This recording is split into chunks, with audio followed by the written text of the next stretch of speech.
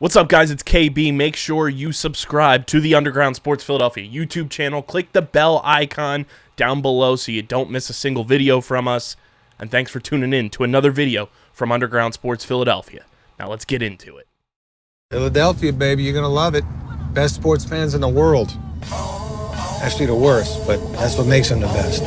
What is going on, OTB Nation? Welcome into episode number 309 of the award-nominated, honorably mentioned, number 9 NCAA ranked, and of course, viewable on YouTube, Outside the Box podcast, the official lacrosse podcast on the Underground Sports Philadelphia Podcast Network.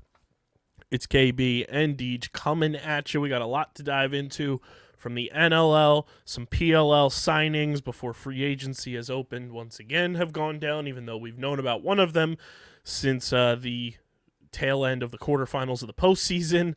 And we'll also talk some college lacrosse with the one and only Portal Jones. Be sure to check out the social series that will be up by the time you guys are listening to this episode.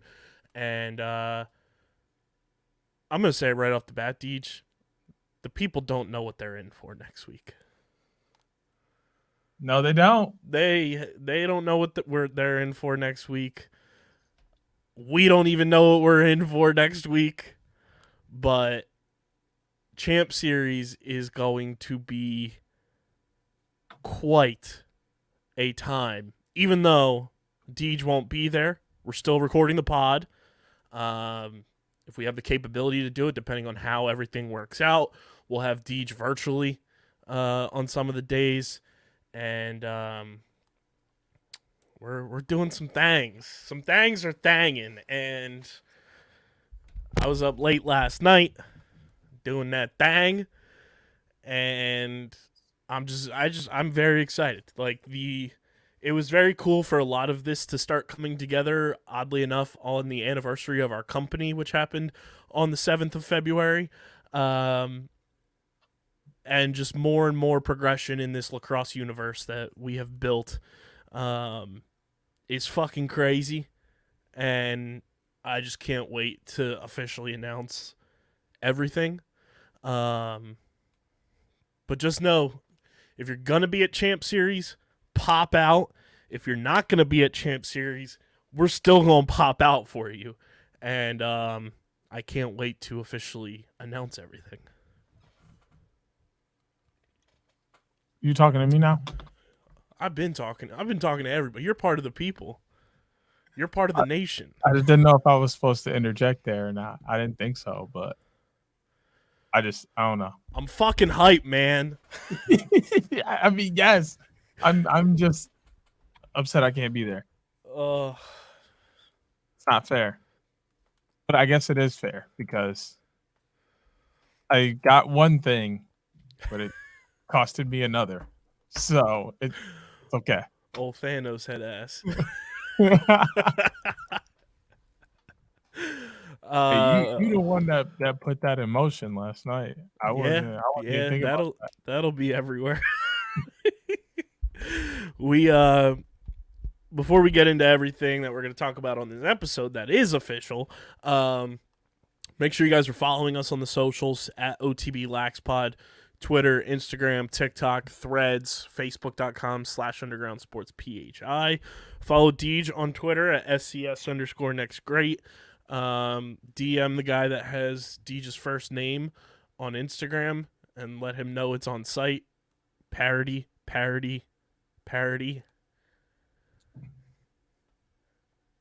Because Deej was trying to change his Instagram handle to just his first name, and it wasn't available for him, and he didn't know why. I searched it. There was somebody that had it, and we think that he has blocked everyone with Deej's full government name. No, for real. He blocked me because I couldn't find it. I tried to do it, and then Instagram was like, nah, bro, you can't. And I'm like, what? Like, who has my name? Like, huh? And I went to look, and nothing popped up. I clicked on accounts and everything. So I'm like, Instagram is just pulling my jack right now? Like, is this for real? The way I wish I had the foresight when I was making my social media accounts back in 2012 for all of these, for the most part, of wishing I would have just grabbed KB when it was able to be less than 4 letters. Mm-hmm. I wish. I would have been fire. I would have been wish. fire. One day I'll have the It's too opportunity to acquire those social media handles. It's too late. I'll just retire the other ones and we'll be good to go. Right. Let me know when that comes along. Yeah, we're closer than we think. Uh-huh. Follow me at KBIZZL311, and of course, subscribe to the podcast feed on Apple, Spotify, wherever you get your podcasts. Leave a 5-star rating and review. Keep following and subscribing. It really does help the show continue to grow, helps us, garner a new audience, helps more people find OTB. So keep subscribing, and let your people know OTB is the place to be for everything lacrosse. Not just college, not just the pros. We got everything on lock. So keep subscribing. And, of course, subscribe to the Underground Sports Philadelphia YouTube channel, youtube.com/@undergroundsportsphiladelphia. I'm going to sneeze.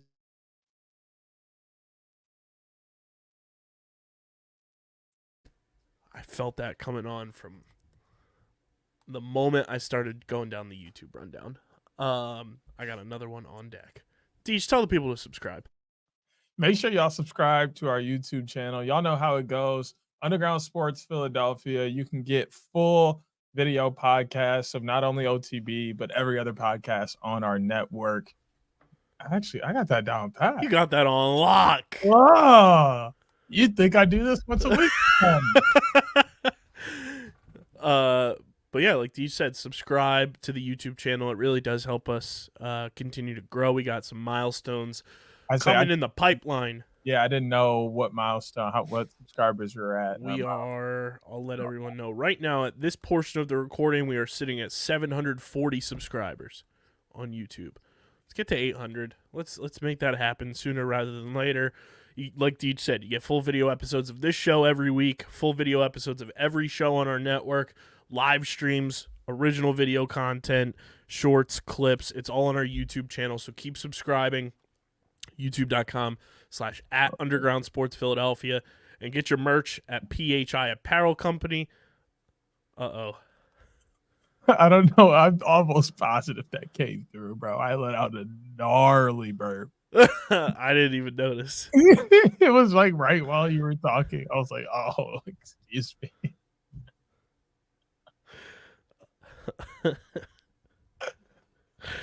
See, we're recording this mid NBA trade deadline, and I thought something happened because the Sixers are just destroying my will to live. Parody.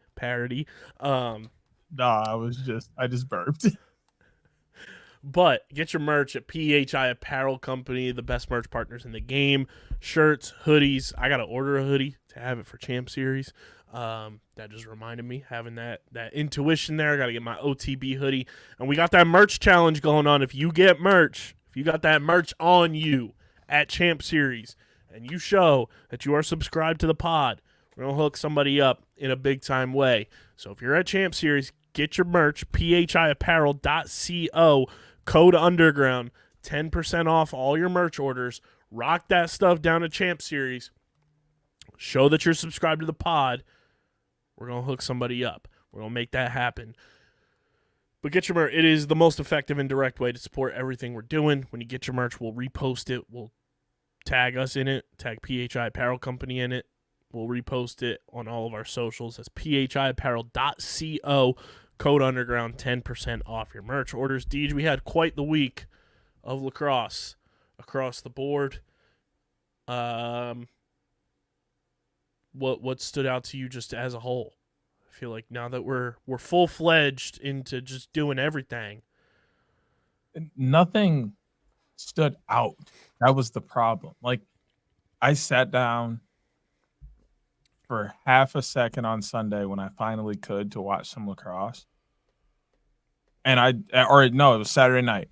And I just went, wow, what a time to be a lacrosse fan. What a time to be a lacrosse fan.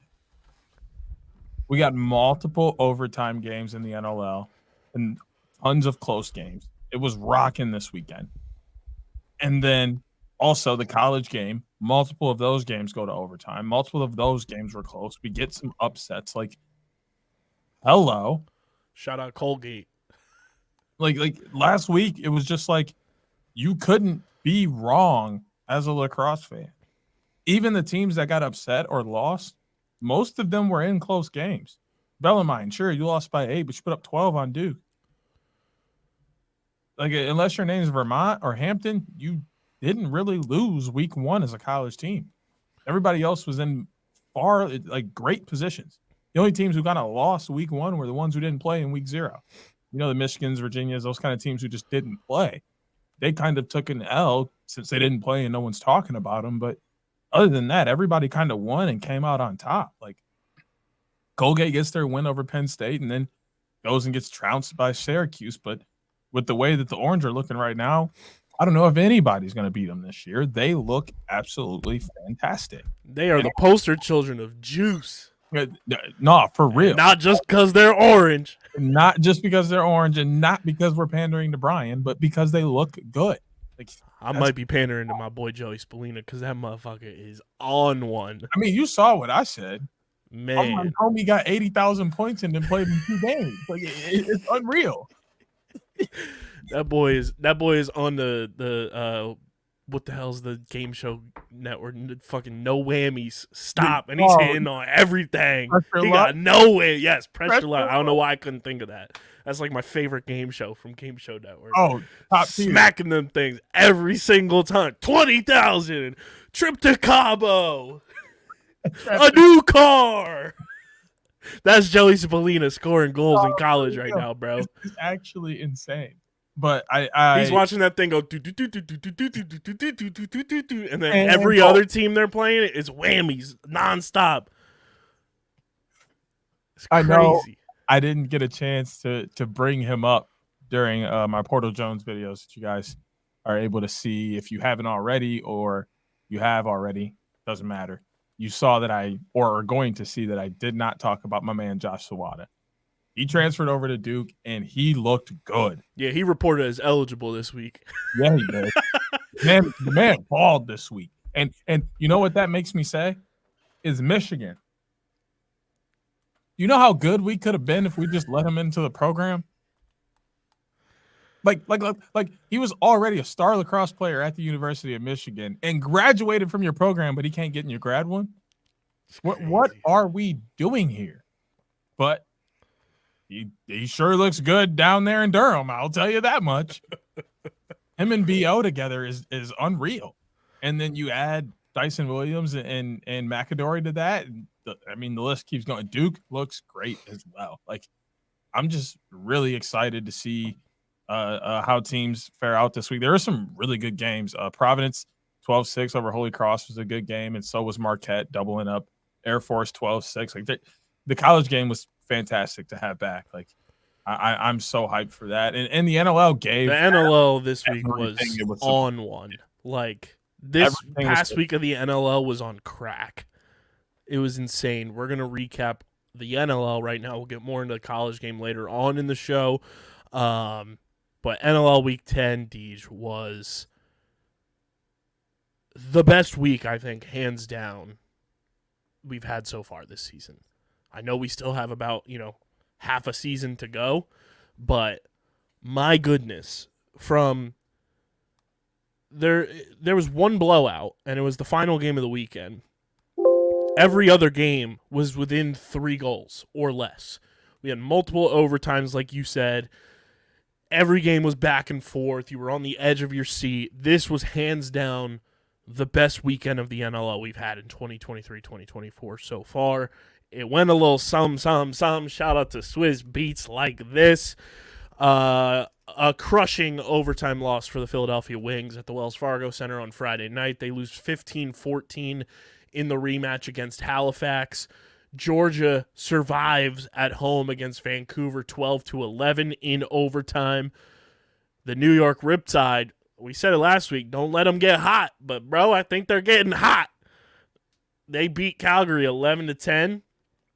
Las Vegas stuns Albany in Albany 9-6. Buffalo hangs on to beat Rochester 15-14. Saskatchewan holds off Panther City to win 10-9. Toronto takes down Calgary 9-7. And then San Diego just goes blitzkrieg bop on Colorado and absolutely demoralizes them 16-7. The Wings, I'll start there, obviously, being that I was at the game, covered the game, got to talk to players and coach Paul Day afterwards. Even though they gave up 15 goals, you'd think, giving up 15, like, that's a poor defensive effort. What happened?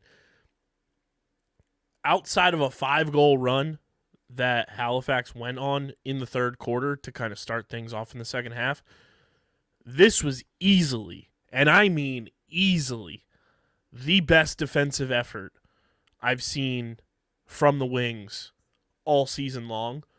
They were gritty, they were tough, they were ruthless with just being aggressive and physical.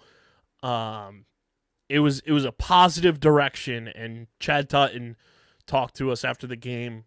He answered one question, and it was mine, oddly enough. And he said, they simplified a lot of things on the defense, and he thinks that it's really helped them be more, cohesive as a unit. But it's the little things that are still killing them, with one bad shift, one turnover, one bad pass that is kind of causing a lot of the miscues and mishaps for the Wings right now. The offense stalled again, and I don't know what it's going to take. There's too much talent, and you and I talk about this almost every single week and have even last year. There's too much talent on this offense for the Wings where it's not even like it's ball-dominant guys. Joe Resiteritz, Mitch Jones, those guys can pass the ball and be fine with racking up assists. There's too much talent, though, for this team to not be scoring in, bunches throughout a game and not stalling. 14 goals, it normally should win you a game. And they had to claw back and fight back throughout this entire game. Battled through some weird ref calls. But at the end of the day, it wasn't the refs that killed them. It wasn't, the defense that really killed them. It was just some inconsistencies. And, the transition game also was the best it's been all year. They really used the transition game to score, to move the ball. And I don't know if you caught this, but it stood out to me throughout that entire game, Deej. They used Scott Dominy like a deep threat wide receiver in transition, multiple times. And I asked Paul Day about it. I asked Scott Dominy about it, and they both kind of said, that's the game plan with a player like Scott. Use his speed to get down the floor and trusting him to corral in a deep pass and be down there kind of one-on-one and beat the defender, beat the goalie, and score, which he did. It was an interesting tactic. I hope they employ it more because it seemed to work against a team like Halifax, and Scott Dominy said it himself. Halifax has a bunch of guys who are slower getting off the floor in transition. Use that to your advantage. If you have a guy who can zoom down the floor like that, and I think Marcus Minichiello is another one who can do the same thing. They're both lengthy and fast. Use them like fucking slot receivers and have them run a 9 route down the floor and just put faith in them that they're going to be able to corral in that pass from whether it's Higgy or a defender who gets the ball on a turnover or a shot clock reset, and use the transition game like that to your advantage now that you don't have Trevor Baptiste. Yes, but it's more based upon taking away the late clock opportunities. Mm-hmm. And that stands for EOQ, EOH, EOG in a quarter and a half in a game. You want to try and limit the goals you're giving up at that piece, but also what late clock stands for is end of shot clock. And if you're constantly sprinting a guy out, or you're constantly connecting on these long outlets, or even if you're just leaking that guy out and you're never really throwing him a pass, or every pass ends up becoming a ground ball deep in their end, they're going to start taking guys off earlier. They're going to start making sure that they transition or they're subbing in a space where they can take away that transition opportunity, which then means it's one guy going on 2 or 3 guys trying to score at the end of the shot clock versus having 5 guys in and having 5 threats coming at you in an offensive way. You now limit that to 3 or 2, and you can handle that better and then still have your outlets on multiple sides of the floor to then move the ball up and push transition whatever way you want. Or even if you decide to slow it down in that sense and you just clear opposite of the box, get everybody on and then let your offense work for 18 seconds or 17, whatever it is that you have left. Both of those options work, but it really just forces that team to sub in a way that takes that away. And if they never do, now you're just – Calgary's a great team that does that, and so is Panther City. Both of those teams do a great job of, oh, you don't want to sub any faster even though we've been doing this all game? Fine. We'll keep going over top to these guys and keep pushing transition until you actually stop it. You watch that game against Las Vegas where Panther City won like 20-7 or whatever. Half of those goals were in transition, and it was just them leaking out, going quickly, and going over top in the pass. And they never stepped back to stop it. So you have 2 options there, and both of them benefit you, especially as the wings, where you have the offense to slow it down every time if you want and get your guys out there and let them work. Or you have the guys in transition who can score if they have the opportunity. Use it while you can, and then that allows Nick to kind of be in a position where he's like, okay, we have another transition opportunity besides myself, so I can be a little more comfortable to just play and get used to what's going on around. Like, he's not doing bad, but you can tell he's kind of feeling the pressure of trying to get the team the ball so that the offense has opportunities. Whereas if they're pushing that transition and they know they can get opportunities there, that allows that part of the game to kind of just become more fluent and natural so he can really step into that. Yeah, this was a tough loss. I mean, the Wings are now tied with Calgary for the second worst record in the league. That's not a place you want to be. No, we're both down bad. Real bad.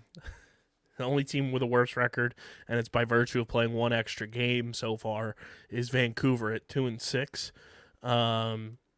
Something's got to happen for this Wings team. I know they're excited to go on the road, but when you're 0-4 at home, it's not ideal to be kind of just giving up your home floor advantage every single time someone comes in. But DJ, I want to propose this.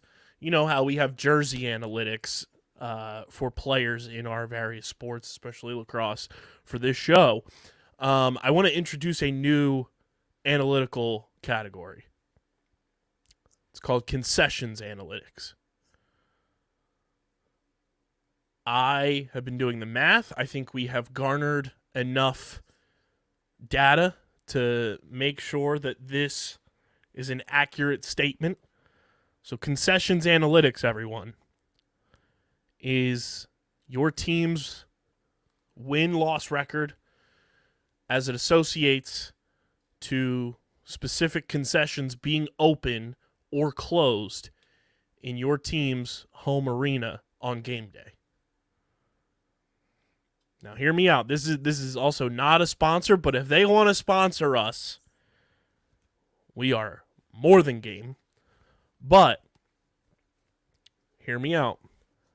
The Wings are 0-4 this season at the Wells Fargo Center in 4 home games played. In those 4 home games, Shake Shack has been closed every single game. I think the math has mathed quite enough to have 4 games. You're 0-4. Wells Fargo Center, Comcast Spectacor, Philadelphia Wings. I am imploring you, as they said in history, Mr. President, open up the Shake Shack. 0-4 with Shake Shack closed. We won't know if it's a true statistical category of wins and losses until we open the Shake Shack. We got to open the Shake Shack. See, I wish I could say something. But where I'm at, everything's open because that's where they're going to make the most money because the teams aren't good. And even when they are good, people are still coming, but they still want to eat and drink. And so everything's open here. So it doesn't factor into our winning and losing at all, which also means I don't think it's factoring into yours and they have other problems. But I get where you're coming from. But here's the other kicker. Here's the other kicker. Ready? Every home game that I've attended, because I did miss one, but I was privy to information that Shake Shack was closed the opening game. Every other concession stand on the main concourse is open. Shake Shack, only one closed. Have they been open for any other event? I'm not sure. I haven't been to a Flyers or Sixers game this season, but I will do the data search there. I will ask people who have been. But when it comes to the Philadelphia Wings, 0-4 when Shake Shack is closed. You are literally just, what do they call it? A fiend for Shake Shack? Yes. No. Yes, you're that. Yes. It's not saving face. What do they be calling it? A creative at work? Yes. No, I can't think of the word. I'm gonna think of it at one point. Creating a viral clip to have Shake Shack repost everywhere? Yes. Sure, you can do that, but it's like you really just you're coping. Oh my God. I don't know why it took me so long to find that word. Now, coping so hard. If coping is a synonym for you to the word hungry, yes. No, you are coping so hard. You're like, oh, the wings aren't good right now. What can I blame? Oh, I can blame.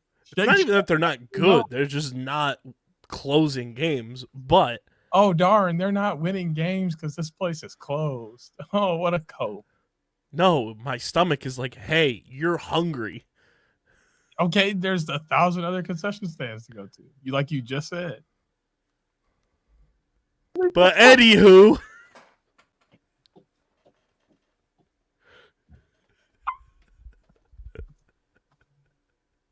Like I said, you're coping. No, I'm literally the clip. Oh, that brother's starving. Coping. Because I'll tell you what, in the past, at the same time. In the past, Wings victories when I've had Shake Shack at halftime have tasted that much better. You are coping right now.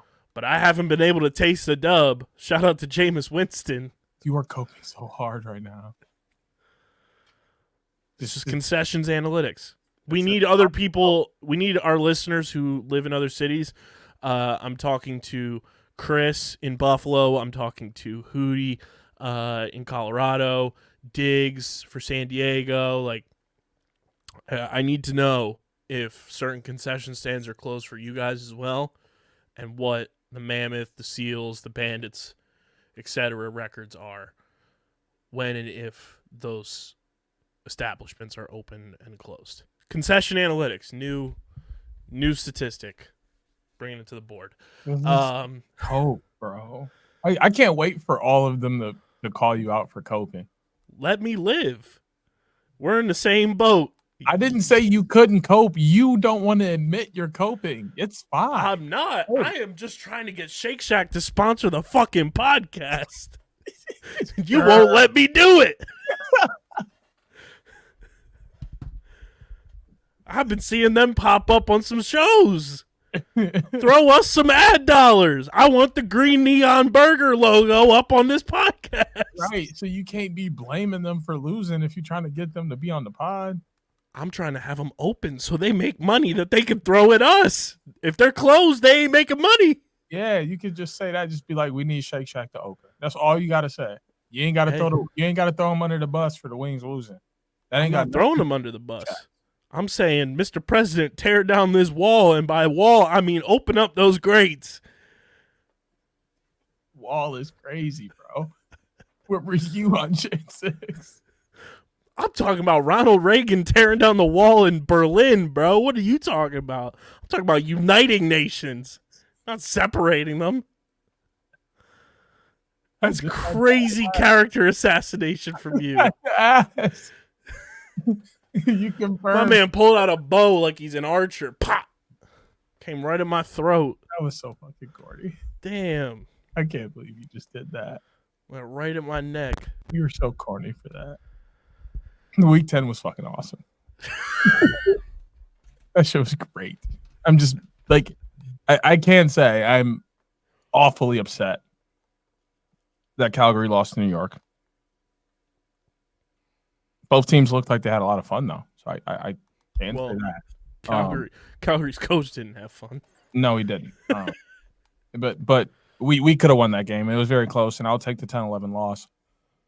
Only because we played very well against Toronto the very next day. Like I even tweeted and said how impressed I was with the back-to-back. Like that's a tough loss at home after playing the day before to a team that honestly, when you look back at the tape, Calgary's mere inches from beating Toronto. There were 3, 4, 5 shots that hit post or just missed by a little bit that Rosie didn't get any touch on. And we're talking about a completely different game. I mean, mere inches, not even an entire foot out of all of these. Am I talking? So it's like, that's great.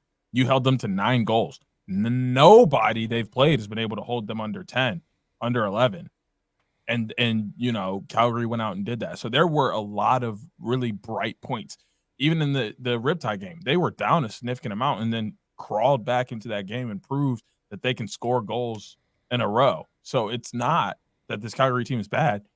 They just got to actually put it all together.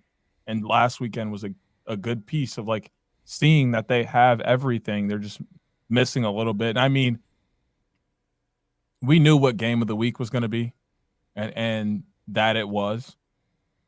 Is it Albany frauds? They lost and now they can't win. Is that what's about to happen? They lost and now they can't win. Because how you lose 9-6 to Vegas? Not that Vegas can't hoop. Vegas can ball. But what's going on? I was gonna bring this up. I didn't get a chance to watch this one, so I just saw like tweets and stuff about it, so I have no clue what was going on. I think it's fair to put Albany on fraud watch. Okay. I don't think they're necessarily frauds, but their 2 losses have been bad. Yeah. Like they look like last year's Albany, to quote Teddy Jenner. They're now 3rd in the standings behind Toronto and San Diego. Buffalo is breathing down their necks. Halifax is right there. They're on fraud watch in my book. Not necessarily not in the fraud category per se, but they got some things to figure out. Yeah, 100%. And that was I just wanted to ask that because I didn't get a chance. Of course, my boy LT4 had me lit, and I was able to watch that overtime. That overtime game was great. Props to Vancouver for coming out and giving them an absolute dogfight. That game was very good to watch. And did you get a chance to watch Saskatchewan and Panther City or anything from? I did not get a chance to watch it. I kind of followed along with everything that was happening. It was a typical Panther City trying to claw back situation. And I should have known, we both should have known, that in a game where Derek Keenan was back on the bench, Saskatchewan would get a win. Yeah. And talk about me getting the flip game at the end of the week. You know, You gotta trust San Diego to chase Dylan Ward out the first time they play him. Colorado, you want to talk about frauds? Colorado are frauds this year. He played this whole game, so like they didn't chase him out, but he can't beat them the first time they play. It's just not a thing for him. Well, the crazy thing is this is the second time they've played, and he still got shit raced. And I love Wardo. He's a friend of the program. But I think Colorado moving forward, that whenever you're playing San Diego, you just got to play somebody else. Like, the evidence is there. Colorado's 3-5. Like, they are closer to their season being over than saving their season. I mean, so is so are our two teams. No, I think Calgary and Philly have the ability to figure their things out. I mean, maybe you, but like the Calgary schedule they're not in good shape. Yeah, but Calgary is a team that's known to make moves at the deadline too. So like both the Wings and Calgary make moves like that. I'm not counting them out, and there's too much talent on those teams to. Plus, like Calgary has goaltending, and well, like I would love to say that, but like Toronto this weekend, Halifax the weekend after, or next weekend, and then Philly, which is probably like a good reset for them. They play Philly twice. Yeah, they play Philly twice back-to-back weekends, and then Georgia. Who I don't trust them to beat Georgia. Yeah, but Georgia's so Jekyll and Hyde that man, with the way Calgary's playing right now, the formula is Georgia plays down to competition, and they almost lost to Vancouver in overtime this week. And they would probably beat us in overtime too. No way are we beating San Diego. Maybe we beat Albany, but like that's a stretch. I like the back-to-back against Saskatchewan. You're also very pessimistic when it comes to your sports team. So I'm taking everything you're saying with a grain of salt. And when Calgary sneaks in as like a 7 or 8 seed, I'm going to be like, I told you so. Dog, okay, let's look at the standings right now. We don't have the head-to-head over New York. Rochester is 1,000% going to win more games. I guess we could beat Panther City. I trust us to beat Vegas. I don't know if I trust us to beat Colorado. Like you just said, Keenan's back on the bench for the Rush. And we have to actually beat the Wings, who have the one up on us. How? Wait, how the heck? No. Differential? Ours is 3. Or is it? No. Yeah. Ours is 3. It should be. We've given up 77 and have 80. The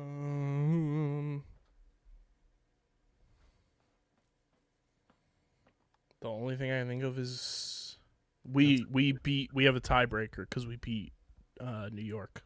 And we didn't. Yeah. So like, and in order, so 1, 2, 3, 4, 5, 6, 7. We'd have to get above Rochester. Well, Rochester's got to keep losing. Or we got to expect the Riptide to slow down sometime soon. Okay. Seen that happen before. Not saying they will, but it's not like it's out of the question. I don't think it's out of the question, but man, I need some help. And I don't see a lot of help in front of us. There's a lot of work to be done with a lot of teams. But you don't think Colorado can do any, huh? I don't. I think they, like, genuinely, dude, I think Ryan Lee being out for them like was a dagger. Like it's very similar to me with the Sixers and Embiid being out, and whenever Embiid's out, like everyone has to play well, and if one person like doesn't contribute the way that they are capable of, everything falls apart. That's what Colorado is without Ryan Lee on offense. It's crazy, but we've seen it, and you know, guys have stepped up and they've been able to win some games here, but they are not the same team without Ryan Lee. Not at all. I think Connor Kelly has come in and helped them in some games. And then not that he hasn't been productive all season, but like some games you can really see he's taken over that role and helped them and is looking to extend that part of his game. And then other times it's like he's got one goal or he's kind of just figuring out how he fits in. Ryan Lee was dominant. 3 goals, 4 goals a game. 5-6 points a game. You need that. You can't lose that, because how do you replace that? You almost can't. So they're definitely seeing the loss of Ryan Lee affect them at a large scale. Yeah. So the standings look like this. Toronto is 6-1 at the top. San Diego and Albany are both 6-2. Buffalo is 5-3. Halifax is 4-3. Georgia's 5-4. New York is 4-4. Rochester is 3-4. Panther City and Vegas are 3-4. Colorado is 3-5. Saskatchewan is 2-4. The Wings in Calgary are both 2-5, and Vancouver is 2-6. It's tough. It's tough. I think it's good that the Wings have a bye week this week, although they always talk about how they want to keep playing. I think this is a good reset for them. They've got 2 straight road games against Vegas and Calgary, where they'll be on the road together. I think that's huge. Before they come back home March 2nd, which, if I'm not mistaken, Deej, you'll be at that game. Which one? Or at least we're allegedly attempting to have you here for that game. March 2nd? March 2nd, Calgary and the Wings. Yeah, actually, because why was I going to go there? Oh, just because it was a chance to see Calgary. Mm-hmm. And it's the Marvel game. Oh, yeah. I have a reason to wear my Marvel Vans. The ones I got on right now, actually. Give them a nice little preview to the people. Nothing crazy. You got the nice little Iron Man. So, I throw these on. I got a Marvel t-shirt of any kind? I think I do. I don't know. Yeah. I think I can. I think I might be able to swing that. So yeah, those are the next Wings upcoming games. We're working on getting some guys and potentially Coach Day back on the show over the next couple of weeks. I know we said last week too that Brett Frood was going to be on this episode.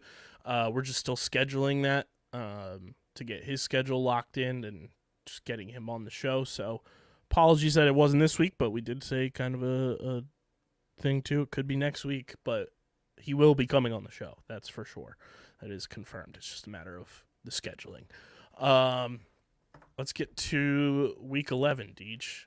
On deck. How does Week 11 follow up Week 10? Well, these are the matchups. We've got things kicking off Friday at 6:30 Eastern Time in Halifax as Vegas travels to take on the Thunderbirds. Colorado at Panther City on Friday night at 9 p.m. Eastern Time. Then we go to Saturday, 7 o'clock, 2 games, Georgia at Rochester, Calgary at Toronto, and then 7:30 Eastern Time, San Diego at New York. I'm 50-50 on if I will be at that game. Just a matter of if I'm up for the drive, 3.5 hours to Long Island or not. But I'll let you guys know if I'll be there. It is New York's Marvel night for the Marvel partnership with the NLL, so that's exciting. If you're going to the game, they're giving out the comic book. Scoop them things up if you're going, and I'm not there. Somebody scoop one of them things up for me and Deej. And then Saturday, 10 o'clock Eastern Time, the nightcap, Saskatchewan at Vancouver. I mean, there's a lot to unpack for this week. I think Calgary, Toronto playing so closely back-to-back is interesting. San Diego, New York is going to be very fun. Georgia, Rochester is always a great matchup. And who the hell knows with the most wild card matchup of all time between Vegas and Halifax. But a lot of fun matchups this weekend. What are you looking forward to from the NLL this week, Deej? I mean, obviously, I want to see Calgary kind of get some get back. And, I mean, losing 7-9, like I said, to Toronto, who had been on a roll, has only lost 1 game, and is literally looking like the best team in the NLL, which they currently are, to come back and match that energy and come out of this one with a win, since we'll be fresh and rested. That's personally what I would love to see coming out. But I mean, Rochester, Georgia is going to be an absolute show. That one's going to be a show. Obviously, LT4 and everything they've been doing offensively. Brett Dobson is having, I don't know, because like there's games where he looks like a star, and then there's games where it's like, is this Brett Dobson? So like I don't know what's going on there. I don't think it's anything like majorly huge, but it's something kind of keep an eye on, because as the season goes on and they get closer to playoffs and this team continues to play this way, he's going to have to get better if they want a chance to like advance in the playoffs. So that's kind of just something I've been watching, is how kind of up and down. I don't want to say it like that. Like he hasn't been like drastic up and down, but he's kind of just been flopping back and forth kind of like this. And that's just something I've seen. And obviously another potential game of the week candidate is San Diego, New York, believe it or not. But like you said, New York's hot and their offense is hot. And then you're bringing in San Diego, which has basically nothing but offense.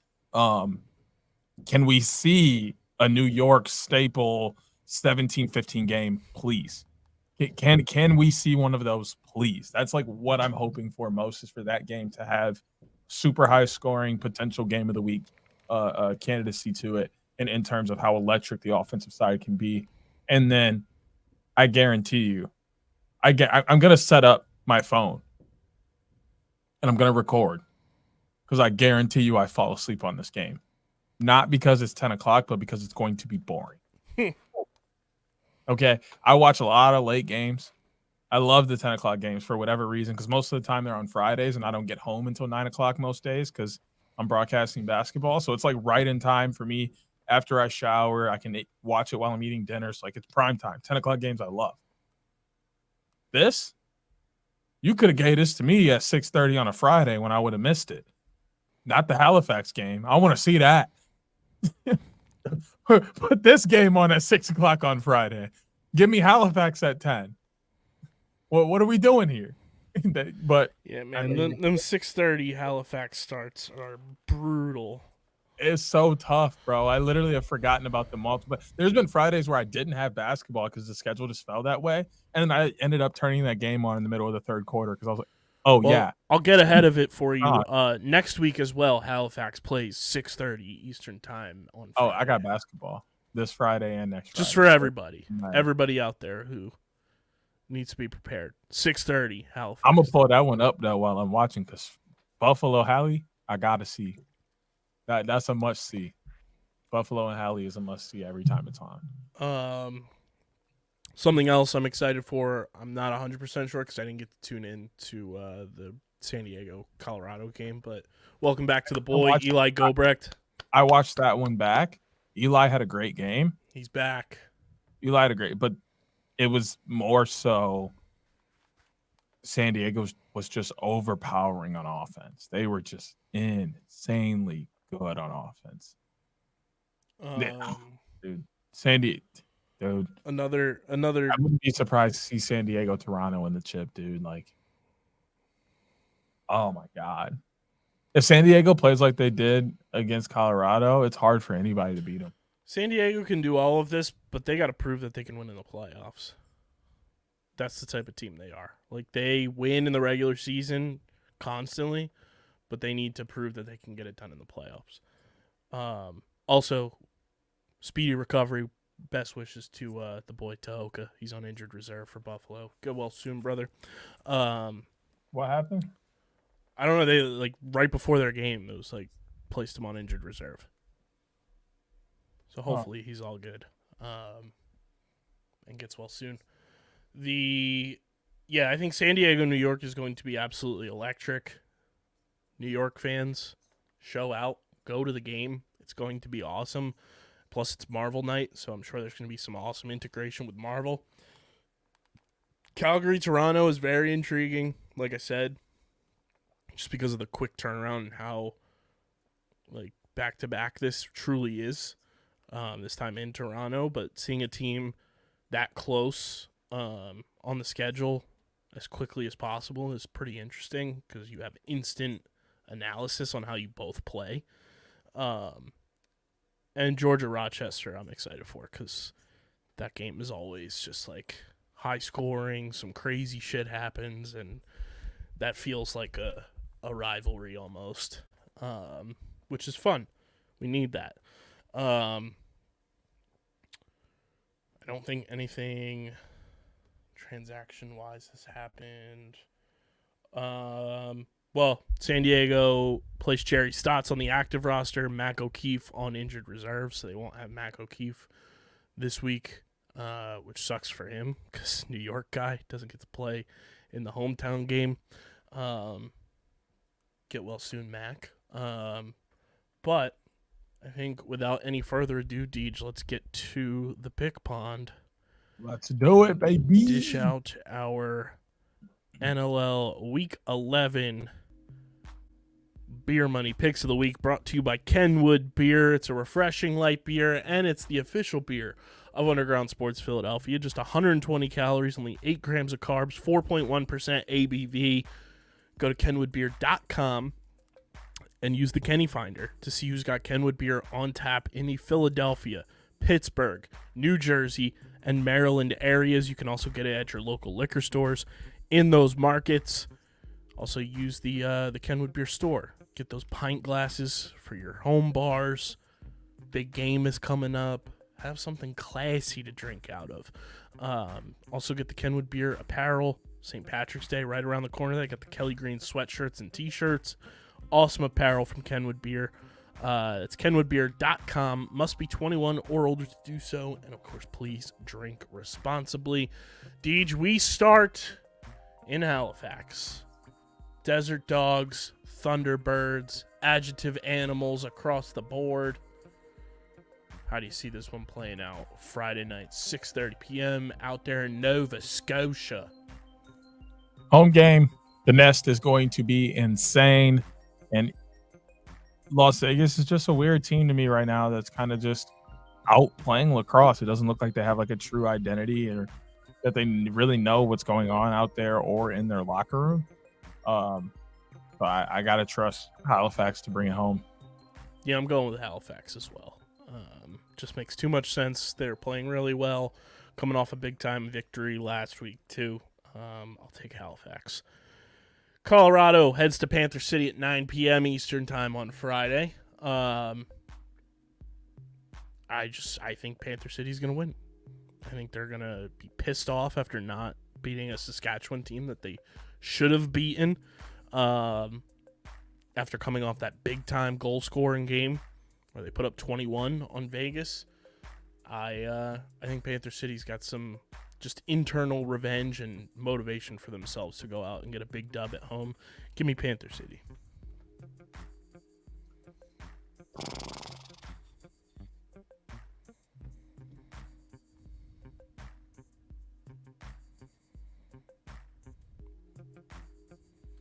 You know what? I'll take Panther City as well. I was thinking on a few things there, mostly about goaltending. Just trying to think about like Dylan Ward's like bounce back rate, because you remember that crazy tweet I brought up, or crazy stat I brought up about the Whip Snakes. They've only won one time after absolutely demolishing the Woods. I don't think it's quite the same for Dylan. I think he's lost a couple times after losing to San Diego tough like that. So I'll take Panther City as well. We move to Saturday's slate. Georgia at Rochester. Lyle Thompson versus Connor Fields. Andrew Q versus Ryan Smith. How do you see this one playing out, Deej? Oh, I told you I wasn't going to choose against my guy LT4 and my League Pass Team of the Year too many more times. And this is not one of those times that I'm going to be choosing to do that. I trust LT4 in this offense to continue to shine the way that they have. But I do think it'll be a close game. Rochester is good on the offensive end. I think they'll be able to get a dauber a little bit. But I trust LT4 to do what LT4 does. I'm taking Rochester. Very much like you, I think this is going to be a very close game, probably a 1-2 goal game at most. I just trust Rochester's defense a little bit more. than I trust Georgia's defense right now. Georgia's so Jekyll and Hyde this year too that, I mean, would it shock you? And I know you're taking Georgia, but would it shock you, after coming off an overtime win, that they just go back to being what they've done all year long and just some weird-ass loss? It wouldn't shock me in the slightest. Would it also not shock me in the slightest if they win? Of course. But I'm going to go with Rochester. They're at home. I trust their defense a little bit more. And Fields, he's playing at an MVP level like he has the last 2 seasons. So give me Rochester. Your boys head to Toronto, Deej. It's Calgary, it's Toronto, which I don't know why. I guess because it's just, before it was East versus West, but I saw so many people talking about how this is like the premier Canadian rivalry in the NLL. And I was like, huh? But like, I mean, I guess because they're like the most consistent, I guess. I guess. Like Saskatchewan had it, like, it seems like Saskatchewan is like either good or bad. And like with Calgary or Toronto, they're just good. Like, they're both good, even if they don't have like Calgary's not having a Calgary-esque season, but it's not because they're not a good team. It's not because they're not out. And I guess because Halifax used to be Rochester. So it's not like a full-fledged, like deep-rooted type of thing. Mm-hmm. And Vancouver used to be the Stealth and not the Warriors, so it's like a different vibe. But I was like, I saw that, and I was like, how's an old interconference matchup the pristine and premier rivalry in Canada? Nonetheless, it's a rematch of last week in Toronto this time. I still think Toronto is the best team in the league, and they're going to keep rolling. I got Toronto winning this week. As much as I would love to pick Calgary and say we're going to steal one back while they're home, as I'm hoping that happens in the deepest parts of my heart. But I got to trust Toronto at home. I trust Toronto in most spaces because they're 6-1 this year. So I'm going to go with Toronto as well.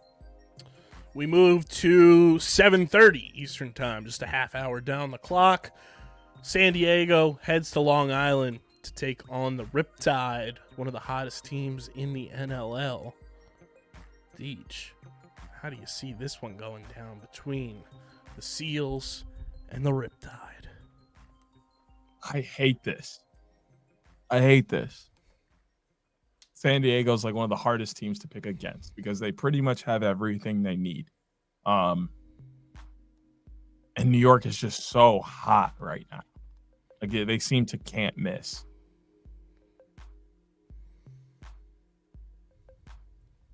But I think this comes down to goaltending. But with goaltending comes a little bit of defense. And I think San Diego is going to be able to help Origlieri and put him in better positions than the New York defense will be able to do against San Diego's offense. So I got to trust the Seals to come into Nassau and head back to the East Coast or West Coast. Head back to the West Coast with a dub. Yeah, I'm going San Diego, and for another reason, and it's not that New York can't handle the stripe, but when you got Trevor Baptiste getting you possessions, I think that's a huge advantage for you. Along with, I think, the likes of Dane Doby, Westberg, who, for whatever reason, is the most criminally underrated player in all of pro lacrosse in my book. It's crazy how people just like overlook how good he is. He has been a force for San Diego this year and was absolutely filthy for the Redwoods in the summer this past season in the PLL. Like, I was in the press box a couple weeks ago when the Wings played the Seals, and someone said, Wesley Berg, I remember him terrorizing Notre Dame with Denver a few years ago. And I was like, pal, that was like, that's closer to being a decade ago than a couple years ago. Facts. That's how underrated Wes Berg is, though. But I'm going San Diego in this one as well. Then we move to the nightcap in Vancouver. It's a battle to stay out of the basement for Saskatchewan as they take on the Warriors. how you got this one playing out, Deej, between two of the less exciting teams this year in the NLL. I miss you, Kurt. I really do. You know how good Calgary would be right now if he was on our bench and not theirs? Mm-hmm. Vancouver might even be better if you wasn't on their bench and you were on ours.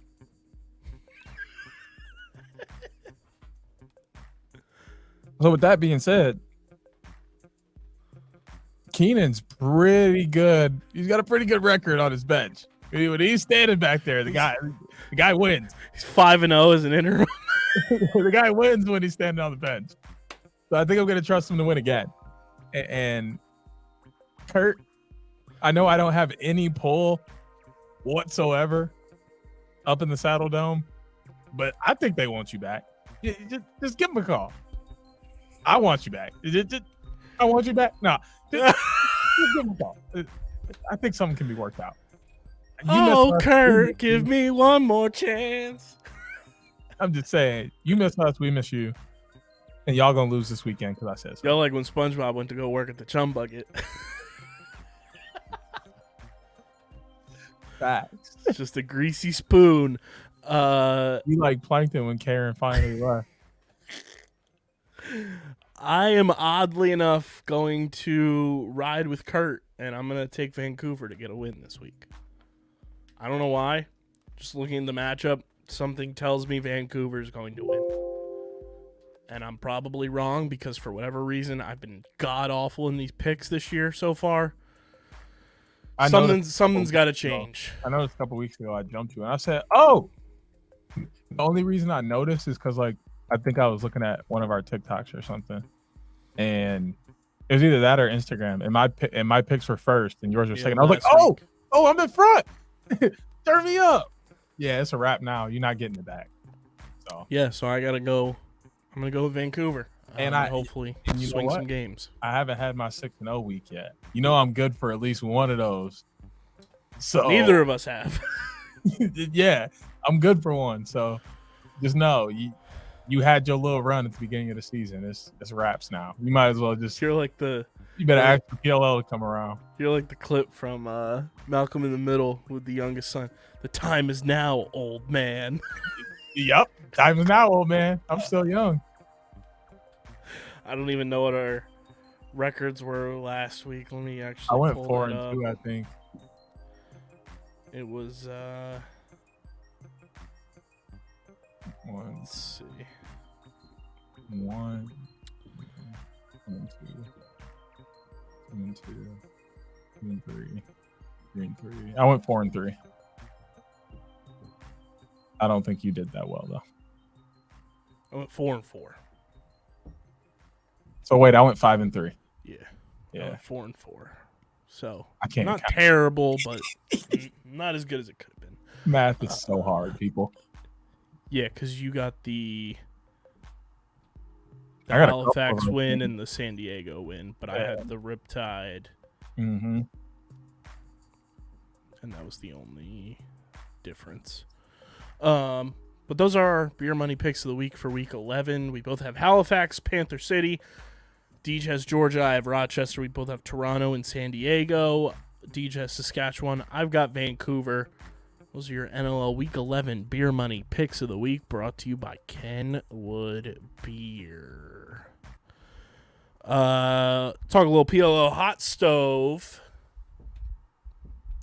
Not too much has gone down, but the boy Matt Rambo has re-signed with the Whips through 2026. He was already signed through 2025, but they just extended him an extra year. So shout out to the boy getting that bag. The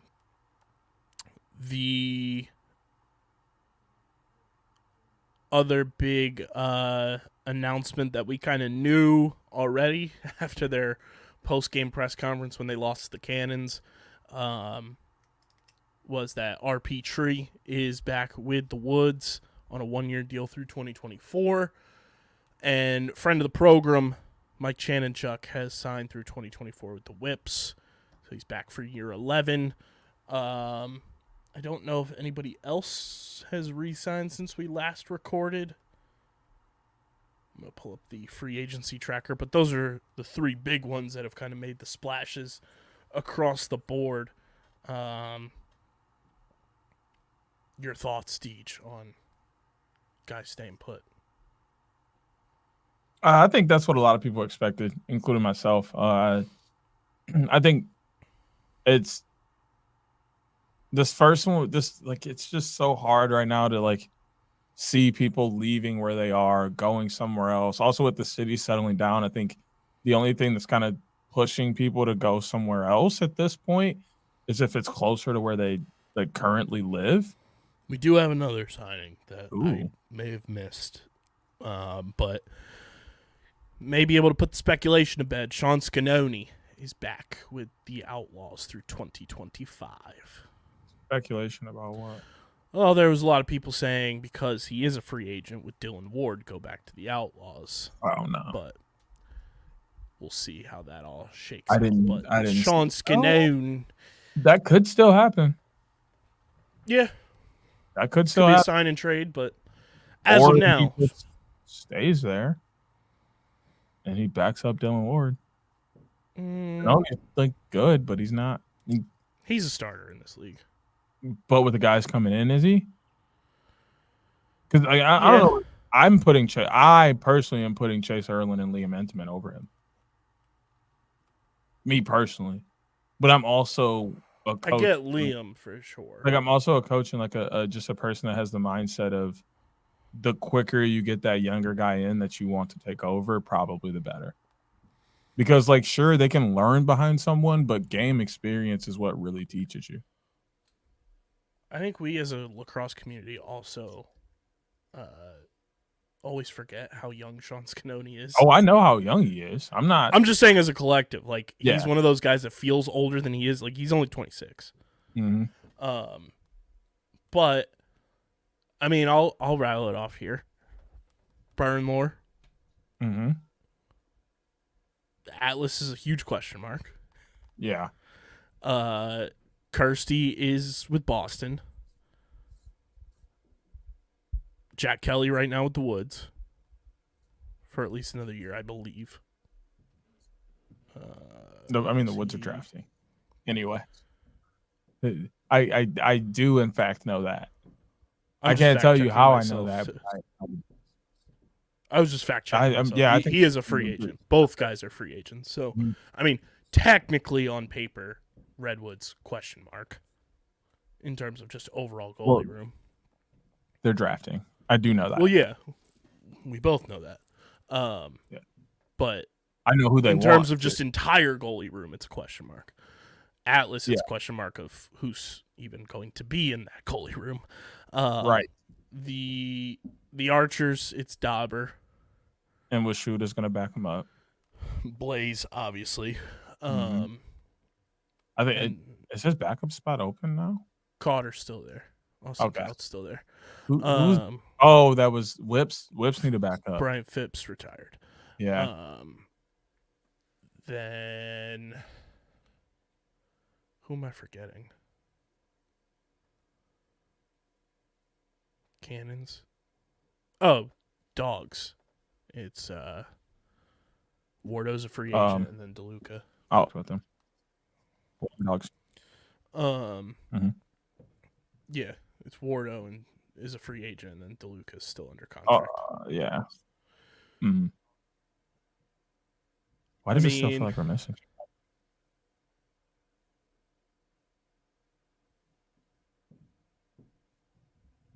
Cannons, Whips, Dogs, Atlas. We got them all, but Chaos. It felt like we were missing. Outlaws, Archers. Because the Outlaws don't really have a backup goalie, I would say. Well, no, I was just saying teams. I thought we were missing a whole team, and it just felt off. No. But yeah, no, they. It wasn't Owen McElroy. Maybe. Trying to see if. Yeah, it might have been McElroy. Unless he's a free agent. He's not on their list. So he might have already been signed through whenever. Huh? He's not on like their free agent list, so he might have been like signed through 2025. I'm looking right now though.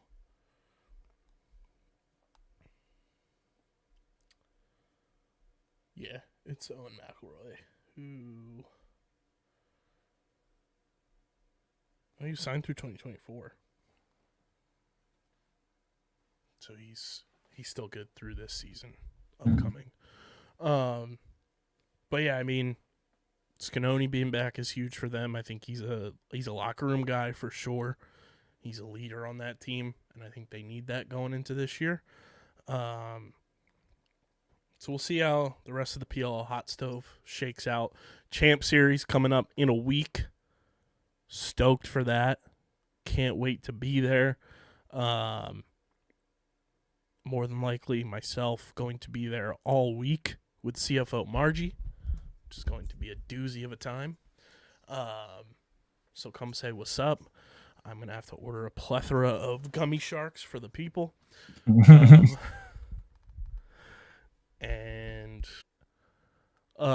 But yeah, we'll see what other signings happen. It's interesting that some teams are making a bunch of signings. Some teams haven't made a single one or like one or two, but that's the name of the game. We'll see, what happens once free agency truly opens and what some of these guys want to do in terms of home cities being a factor and everything. But I was talking to Rosie this past week because he was at the Wings and Thunderbirds game in Philly, and he was like, man, we thought free agency last year was crazy. This year is going to be another level of crazy. I mean, there's still some big names that are out there that haven't had anything going on yet, and free agency hasn't officially started yet either, so we have that piece going on as well. I'm excited to see how things shake out, and if guys are like waiting on the draft before they decide to make a decision. Like I agree. We're going to be in for it this summer, or I guess in the summer, and then the summer is going to be crazy. I would imagine the Woods are going to be moving some people around or acquiring new pieces, and they can't be the only ones. Whipsnakes definitely have talked about making moves to acquire younger pieces. So, like, we know there's moves coming. We just don't know who they're going to be or what move they're going to make. But as we shift from the PLL Hot Stove, we'll get to our college recap with Portal Jones. It's brought to you by Tomahawk Shades, the best small batch eyewear in the game, from sunglasses to blue light glasses to prescription lenses, and of course, those ski and snow goggles. They've got you covered with the best eyewear products in the game for a fraction of the big eyewear companies' prices. I've got my blue light glasses right here. Dude, my eyes this week were on fire so much Monday from all the recording and going nonstop. I had my awesome blue light glasses on at my day job all day, and everyone was like, what happened to your contacts? I was like, I don't wear contacts. These are just blue light glasses. I was like, my eyes have been on fire, and I need to protect them from these ridiculous UV and ridiculous just blue light and crazy lights that are in this store, because my eyes are on absolute fire. And tell you what, it helped. It reduced the stress on my eyes, reduced the stress in my brain from getting a headache. And you can do the same. Go to tomahawkshades.com or go to your App Store or Google Play Store and download the Tomahawk Shades app. And when you fill up your cart with everything you need, from sunglasses to blue light glasses and everything in between, and I want to pull open the app because right now their winter sale is going on and you can get up to 85% off when you download the app. The code is in there. So download that app or fill up your cart and use code USP at checkout for 25% off your order at tomahawkshades.com or in the Tomahawk Shades app. That's tomahawkshades.com. Or download the Tomahawk Shades app in the App Store or Google Play Store and use code USP for 25% off your order. Lay it on me, Deej. Portal Jones, welcome to the show. We're back. It's February. Everybody's favorite month of the year. Unless you were a certain place on Jansig. No. we're coming back in, and we'll start D3 this time, especially because it's week 0. Only one notable D3 team played week 0. It was Salisbury, and they went and put the schlacking on Barry, who's D3 down in Georgia, 29-6. So they started the year off strong, and will look to get back to another championship and win another one. So the defending champs are off to a great start heading into week 2 of the season. I'll see if I can find out. They'll be playing Grove City next week. Let me see if there's anything big in D3 that I want to run through. I'm not seeing anything that like stands out for D3 except for that Salisbury game. Let me check Sunday as well. Yeah, nothing like big coming on that second weekend. And I'm surprised at how many teams still aren't playing by week 2. But nonetheless, we'll hop into D2. I know they had a little bit going on week 1. UND went down and played Alabama Huntsville. Huntsville is gave them a run and is looking to get back into things as a D2 squad. 13-9 dub for Indy. I don't want to cut you off. The Water Dogs just tweeted a clip of Jake Caraway to promote Champ Series and everything. And obviously he was on Atlas last year. The clip, they blurred out his Atlas jersey.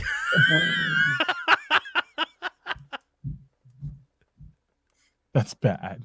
That is hilarious. Oh, it's so funny. Tough L for my guy Carter, that I coached with in the summer. He's down at Florida Tech. They lost to Rollins to open up their season. Lenore Ryan, defending champs, get the best of Barden, 18-10, open up their year. And Lincoln Memorial, where my co-coach for summer, Rhodes Conroy, is a captain and attackman over there. They win big, 18-8 over Chowan. So sounds like their season is off to the kind of start that they want it to be.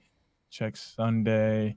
UND starting off 2-0, beating Montevallo 13-6.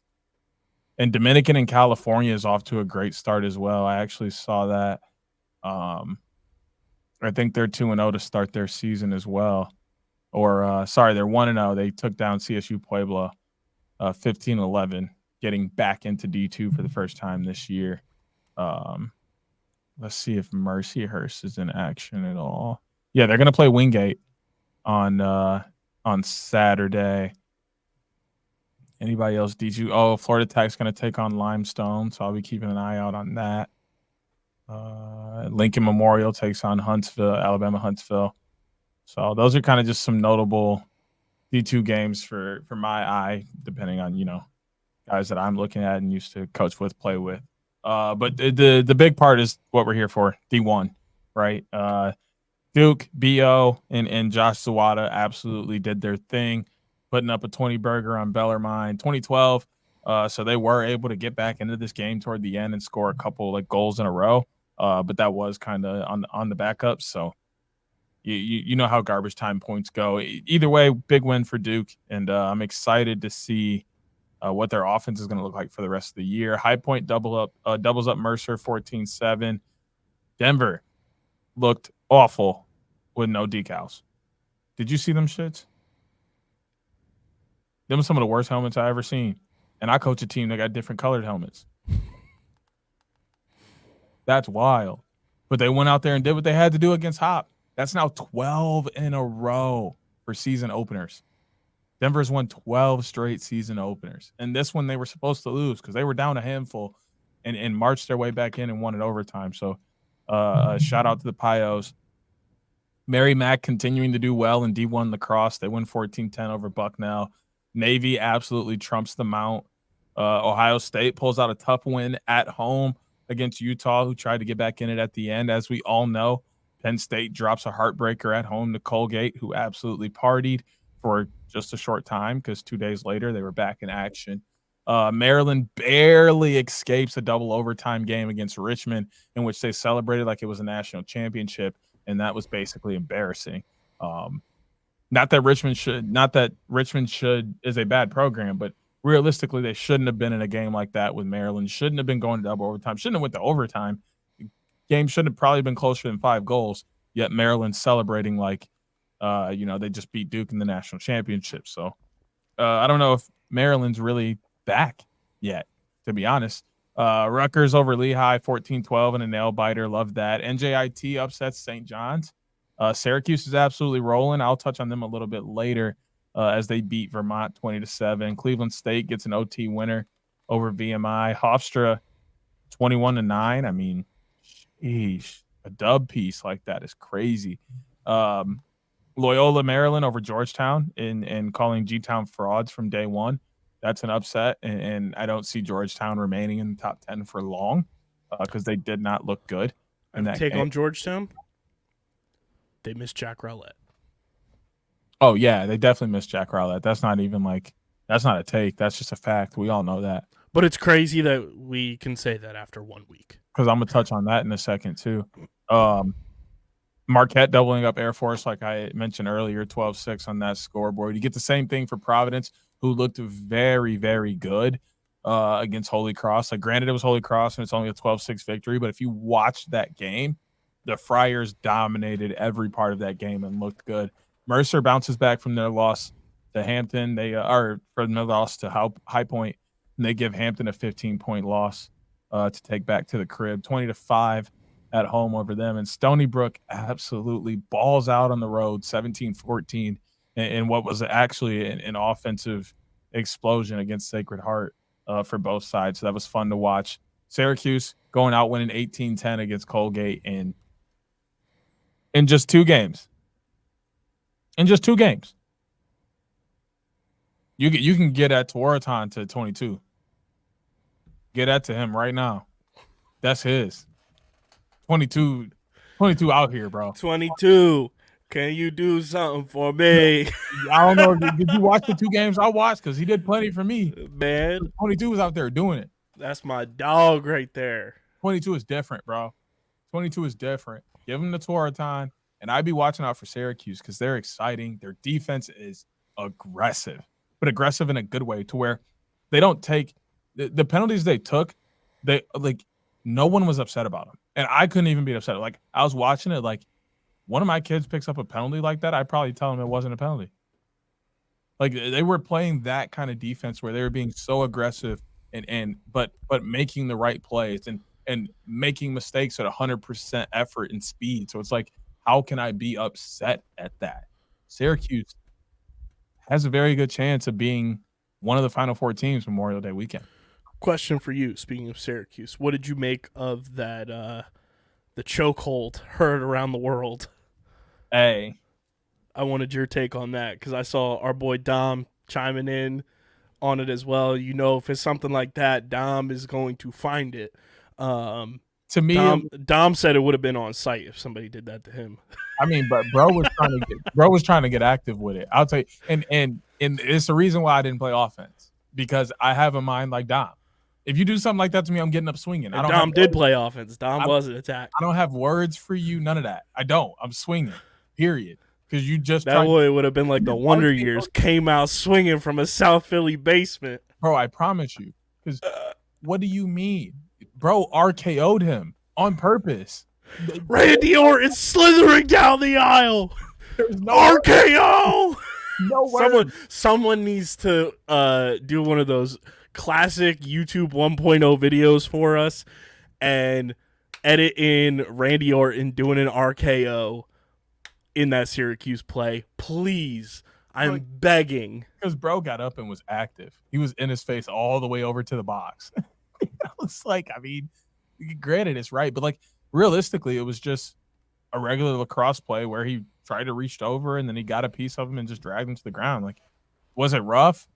Yeah. Does it happen that often? No, but it wasn't like flagrant. He wasn't like trying to pick him up and body slam him. Like he just tried to get in with his stick and ended up getting him around the neck and going down. Like my boy was getting ready for WrestleMania. Oh yeah, he was. And then Tuesday, wrapping up the week, Hop comes out and gets a big win over neighbors down the street. Literally simply just a mile apart. The Townsend Tigers. Hey, Brett Wetzel. I know I ain't never really called you Brett. Coach, if you wasn't paying attention to the helmets that Townsend had on, matter of fact, you ain't have to pay attention. I'm going to send it to you. I'm going to email you or I'm going to text you, whatever. I'm sending you the clip. That matte black with the gold cage and the white and gold decal, and then they wore the yellow porthole with black shorts. What you waiting on? What you waiting on? Tell me. You got the yellow porthole. You got black shorts. What you waiting on? We need the matte black helmet with the gold cage ASAP. And I already know what you're finna say to me. Donate. Say less. I'll donate to that. Send out the link that you're going to buy those helmets, and I'll donate. No kids. No kids whatsoever. Is old buddy related to Wetzel's Pretzels? Because I ain't never heard anybody with that name other than Wetzel's Pretzels. Now I'm going to have to ask him.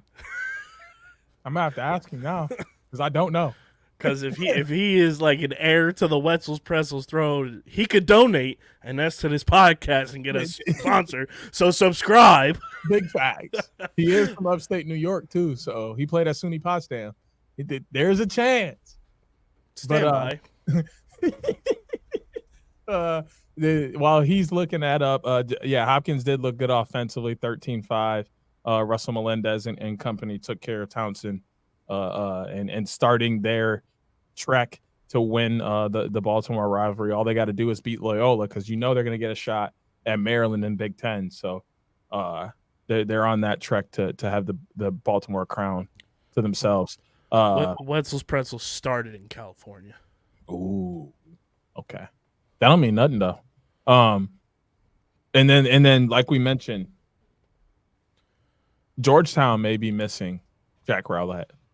But who's absolutely loving and enjoying him? Boston U. St. Joe came to town, and Boston U's defense was just different. You couldn't watch Boston U's defense from last year and look at the Terriers' defense from this year and tell me that those are the same kids. Because a lot of them are. A lot of them returned, but when you watch them play, they're playing a completely different style of lacrosse, and it's working. Granted, they gave up 5 goals to the Lenore Ryan transfer into St. Joe, but that's half his team's goals, and they lost. St. Joe lost 14-10. So, sure, he went off for 5, but did he win? No. And that defense will tell you 10 times out of 10, sure, we'll let a guy go for 5 or 6 goals, but did they win? Oh, no? So I don't care.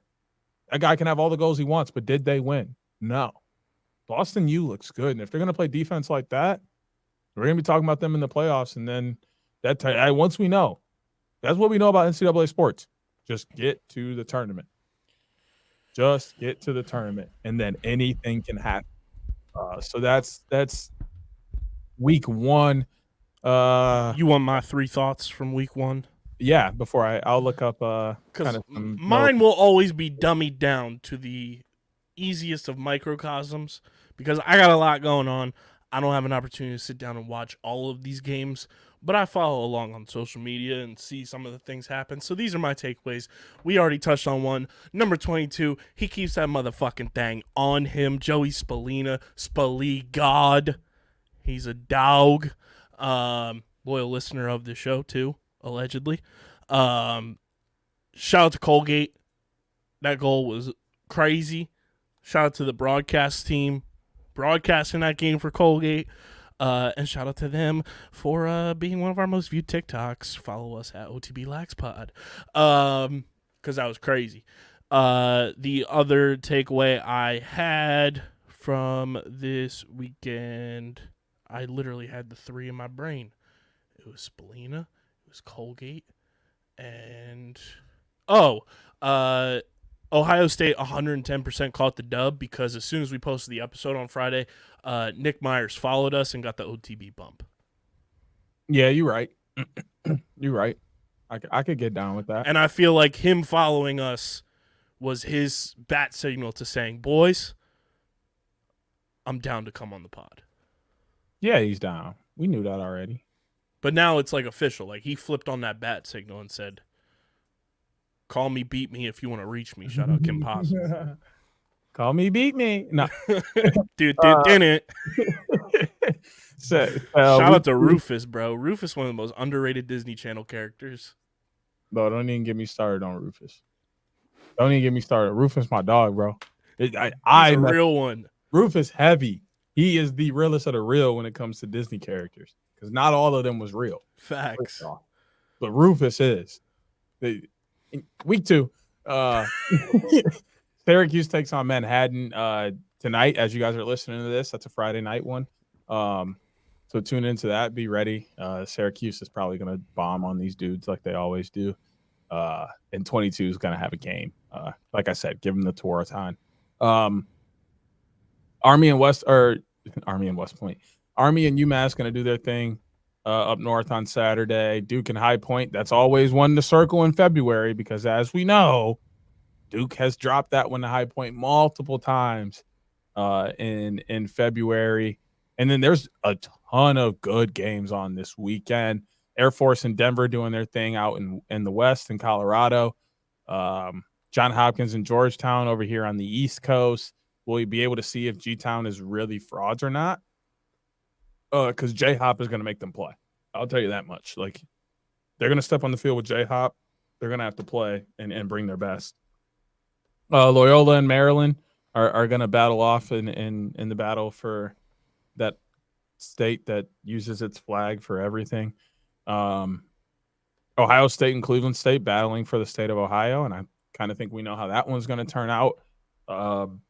Villanova and Penn State, they're doing it again. There you go. Your Wildcats are out on the field. You got to tune in, bro. Nova Nation, bro. We're on the main line. I think Rutgers and Stony Brook will be good. Rutgers is always been a great team and will continue to be able to bring in talent, but Stony Brook the past couple of years has continued to elevate, and that's going to be a game to watch. Obviously, you know which one I'm tuned into. I don't care what time the game is, what I'm doing, it don't matter. It don't matter. Whether it's on my phone, a tablet, a desktop, a laptop, my projector, Xbox, it don't matter. Michigan, Virginia will be on a screen near me, and I will be watching. I will be watching. That one's going to be exciting. Colgate Hobart battling for New York is always a fun one. Hobart sounds like a cartoon-ass character, bro. That's like a fat Cyclops. That's the name. Hobart is the name of the Cyclops from Chalk Zone. That's what that motherfucker's name looked like. Hobart. We're in a good part of the year though, because we're getting lacrosse Monday, Tuesday, and Wednesday this week. St. John's gonna host Quinnipiac for our only game Monday. Shout out Steve and Pat. Maybe Detroit Mercy will be able to do the funniest thing ever and beat Marquette, right? Which would give their lacrosse team more wins than their basketball team. Their basketball team is 0-24 at the very moment. So yeah, they have a chance to do the funniest thing like ever. They might be able to catch the Pistons at that point. Facts. Michigan is back in business again on Tuesday, taking on Canisius. St. John's has the tough job trying to slow down. I said St. John's. You said Canisius. Gesundheit. Bro, St. John's it has the tough job of trying to slow down Hofstra, and Providence will take on Merrimack in a battle of unbeatens. And then Wednesday, Notre Dame, defending champions and Division I men's lacrosse, will finally take the field again as they welcome in Cleveland State for their opener. And then we'll be back next week to recap it all. Shall we do the TLN Games of the Week picks? Let me pull mine up. We both had the same picks last week, so we both went 3 for 5. Yep. Because Hopkins choked. Yep. Maryland almost choked. And who else choked last week? Shoot, let me check. I think I can see.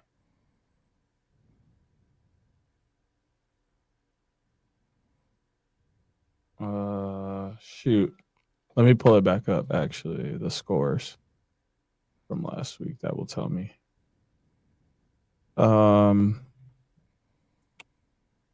Did you pick Utah? No, I picked Ohio State. Was Penn State one? Yeah, Penn State might have been one. Did you pick Georgetown? Who did they play again? Loyola. That might have been the one we fucked up. No, you fucked up. Or no, we had the same pick. We had the same picks. I said we both went 3 for 5. Well, we missed the Hop one for sure. We missed Hop, and I think Penn State Georgetown. was the other one. No, I think it was Georgetown. I don't think Penn State was. I didn't pick Georgetown. I picked Maryland or Loyola. I forget. I'm pretty sure it was Penn State Colgate. But yeah, I wish we could go back, but oh well. Annoying. We both know that we're 3 and 5. 3, 4, 5. 3 and 2. Yeah, because there's only 5 games in there. Yeah, you got me. Math is hard. TLN games this week: Hopkins, Georgetown, Loyola versus Maryland, Michigan, Virginia, Villanova, Penn State, and Army, UMass. Obviously, I went with J-Hop because I think Georgetown is frauds. So yeah, that one was easy. I went with the Greyhounds over Maryland. Maryland's game against Richmond really made me skeptical of kind of what it is. And weird theory here, but the number 1 does not belong on the defensive side for Maryland. They have not been looking good with the number 1 down on the defensive side last year or this year. So just a weird little theory thing to throw out there. But yeah, dude, I'm not liking, not that Zappatello doesn't look good in it and he's not playing well, but the vibe of Maryland seems to be off when the number 1 is down on a long pole. And then I chose Virginia because as much as it hurt and I would love to watch Michigan beat Virginia, we lost this game 14-9 last year, and both these teams are pretty much reloading, and Michigan lost a couple guys realistically. So yeah, I took Virginia for that stance point. I don't know much about Villanova, so I more so leaned on the fact that Penn State's angry at losing that game against Colgate, so I have them bouncing back and defending home field after losing one on their home field. And then I got Army taking care of business against UMass. UMass is good, but Army's consistently winning the Patriot League and heading to the playoffs. Yeah, we got the same picks again. Could be good or bad, man. 3 and 2 last week, not too shabby. Shout out to TLN doing big things, and you can do the TLN College Pick'em in the PLL app, which has been a godsend of an app for DJ and I across the board with the PLL, and now doing the College Pick'em in there. We are officially up to something. Hopefully within the next couple of days, we can full-fledged announce it and have everybody locked and loaded. But I'll save the speech for when it's actually announced. But shout out to everybody who listens to the pod. Big facts. Because without y'all, this shit wouldn't even be close to happening. So shout out to everybody who listens, subscribes, and watches. We'll be back next week. I'll be coming at you from Champ Series, probably in a hotel, and Deej will be chiming in throughout the week. We'll have fun videos and everything coming out from Champ Series. So that's why you got to follow us at OTB Laxpod, Twitter, Instagram, TikTok, Threads, Facebook.com/UndergroundSportsPHI. Subscribe to the pod. Deej, tell them. Subscribe to the pod.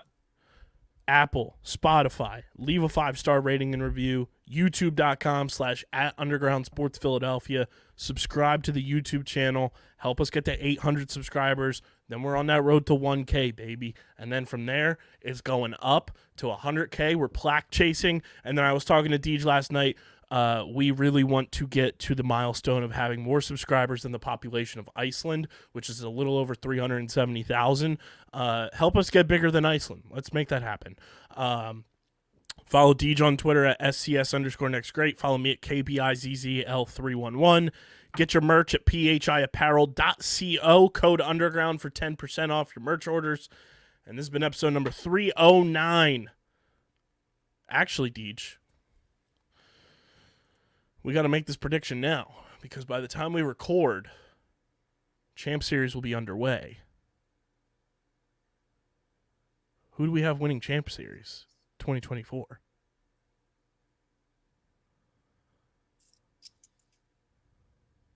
Or do we just wait, because there is the off day?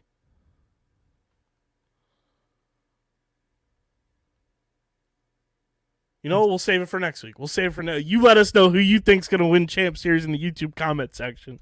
But this has been episode number 309 of the allegedly and probably award-nominated, honorably mentioned, number 9 NCAA ranked, and of course viewable on YouTube, Outside the Box podcast, the official lacrosse pod on the Underground Sports Philadelphia Podcast Network.